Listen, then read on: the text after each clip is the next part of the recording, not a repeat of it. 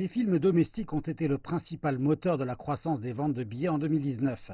Des ventes du Nouvel An chinois en février au congé de la fête nationale en octobre, les films domestiques dégageant de gros revenus ont contribué de façon importante au box-office. Au cours des congés de la fête du printemps, la période la plus chaude pour l'industrie du cinéma en Chine, la superproduction The Wandering Earth a fait ses débuts. Elle est devenue le troisième film chinois de tous les temps en termes de revenus générés. 4,6 milliards de yuan, soit 650 millions de dollars. Crazy Alien et Pegasus ont aussi connu de grands succès et figurent parmi les 10 meilleurs films du box-office cette année.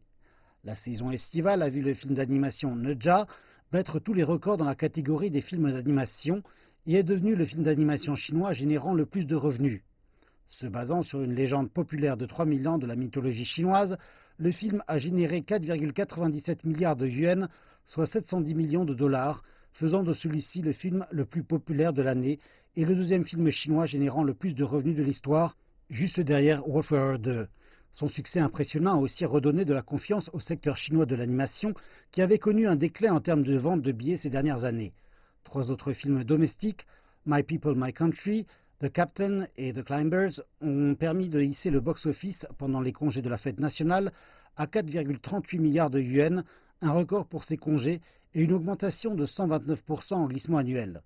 De son côté, Better Days, un film qui traite du harcèlement scolaire ainsi que de l'examen chinois d'entrée à l'université, a suscité des débats viraux sur les médias sociaux après sa sortie à la fin d'octobre.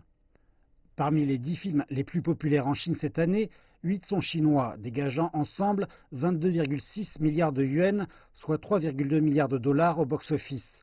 Seuls 2 sont des films étrangers, Avengers Endgame et Fast and Furious Presents Hobbs and Shaw.